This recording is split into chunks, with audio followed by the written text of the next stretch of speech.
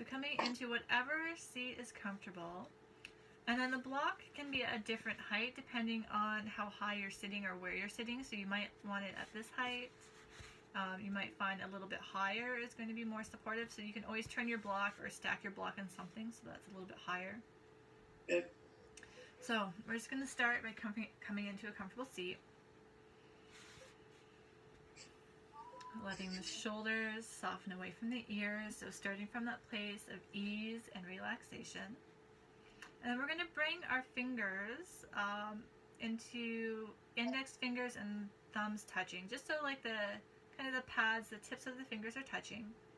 And then the other three fingers are going to come to rest on the surface of the block. We're not doing anything yet, allowing the shoulders to stay soft. And then the movement is going to be stretching through the fingertips. So I'm going to lift my wrist so I can feel stretch through the fingers, but I'm only going to go as much as this doesn't happen, right? So as soon as you start to press, if you notice the top of the shoulder starting to come up, then you're going to settle, let that relax. And then only as much as the shoulders don't tense up. And then you can breathe with ease through the nose. And we're going to hold this for a few rounds of breath.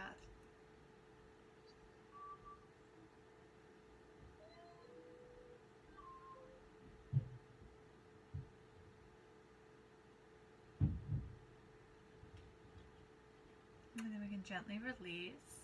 Then we're going to take the middle finger and the thumbs together, and the other three fingers will come back to rest on the block. Starting from a place of ease, shoulders relaxed, belly soft, and then explore moving into the stretch here without tensing up the shoulders or the neck. Breathing softly through the nose.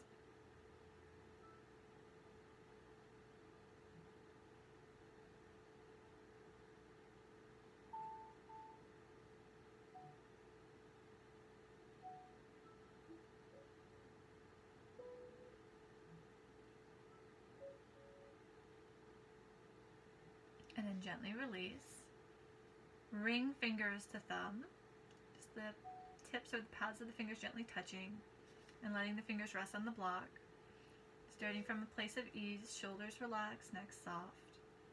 And slowly invite the stretch, paying attention to tension rising elsewhere. Breathing softly through the nose.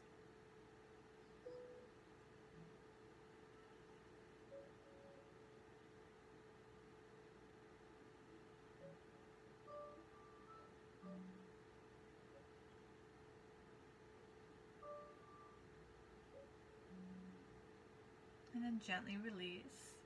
This time, pinky finger and thumbs. And the other fingers come to rest. Shoulders relaxed. Soft, easy breath. And then explore going into the stretch for your fingers.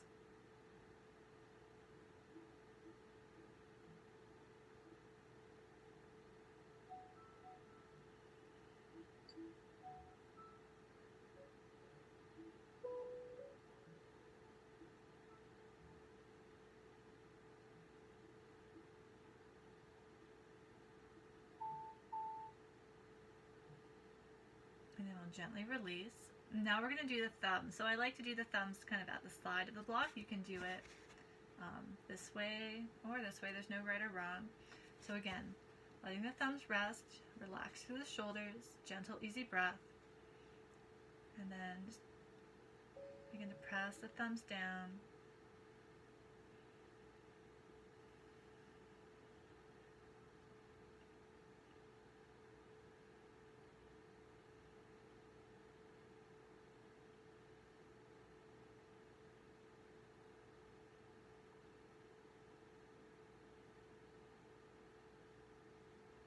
And then gently release, giving the fingers a little wiggle, noticing what you feel through your hands and your wrists, angel style.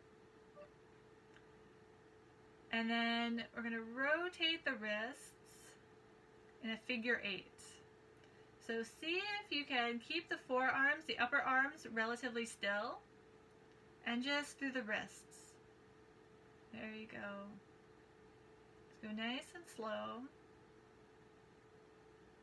Tracing a figure 8 with your index fingers. And then see if you can reverse the direction.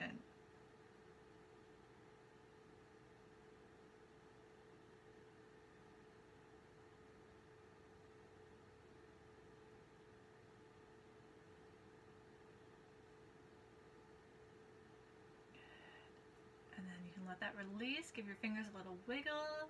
Notice how maybe the wrist might feel a little bit looser. And since you mentioned that there's like a lot of texting or being on the computer, we're going to explore another one for the wrist. I'm going to come a little bit closer so you can see.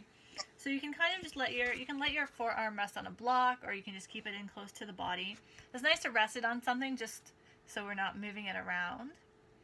And then we're going to focus right on our wrist joint. So I'm just making a gentle fist. I'm not gripping or anything, but you can keep your hand open if you want. And we're just going to focus on moving the wrist side to side. So you can see right here, I'm kind of keeping the back of my wrist nice and smooth, and just side to side.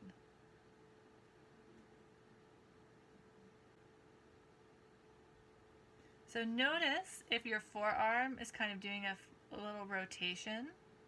So this part of your arm here shouldn't move. It's just going to be here. And if you need to use your other hand, use your fingers to help kind of find that movement. So it might not be one that we're used to doing. And maybe try making your movement a little bit smaller. Go teeny tiny to keep this forearm nice and quiet. Let's see if we can find control in a small range first. And then as the body adapts, as the body and mind are like, okay, I've got this movement, then we can start to go a little bit bigger. Just letting there be ease, breathing gently through the nose. Yeah. And then let's see if we can do the other side as well.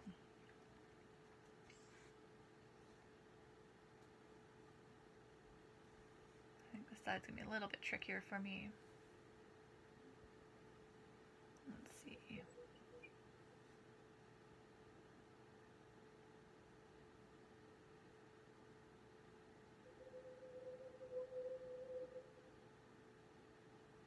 Notice if there's a tendency to hold the breath or not.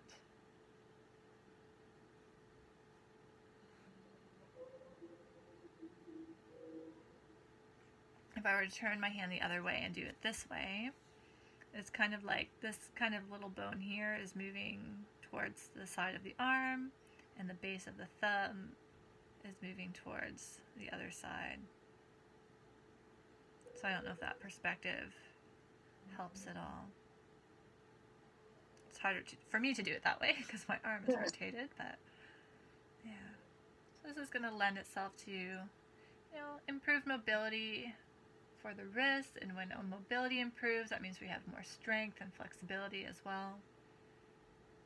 So if you spend a lot of time using a mouse or texting or on your computer, these little wrist exercises can be helpful. So a few rotations is always nice. And again, being really gentle.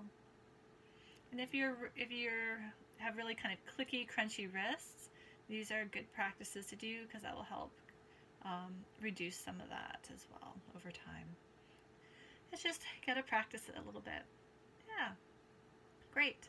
So now that our wrists and our fingers are all nice and loosened up, let's roll forward onto our hands and knees and explore some movements, weight bearing through our hands and our wrists. So we'll bring the wrists right under the shoulders, knees under the hips. We'll just take a moment to settle from the shoulders down the arms into the hands. Maybe feel the energy rebound back up to the center of the chest. And then consciously settle from the hips, down the legs, into the knees. Energy rebounding back up to the pelvis. And then orienting yourself to your spine, sensing the length of your spine from your tailbone, moving up through the curves of the low back, the upper back, the neck, all the way up to the base of the skull. Just becoming aware of your spine. And then start to notice your breath.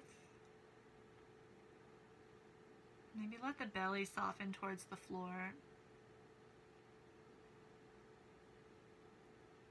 And then keeping your spine in the positions that it's in, so we don't want to start rounding or arching the spine.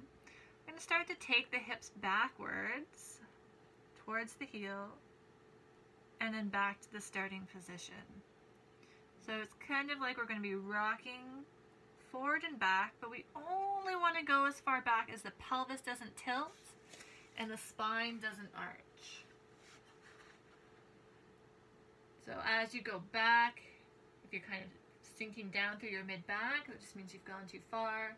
Or if you start to round, then you've gone too far. So you want to find that sweet spot. Allow the hips to initiate the movement. So we're moving through our shoulder joints and our hip joints. Spine stays neutral.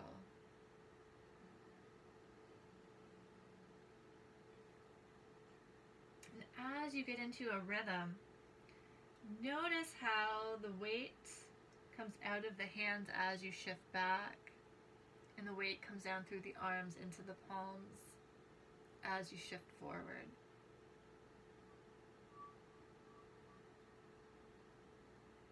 Just discerning that difference in pressure. Breathing with ease. Do a couple more.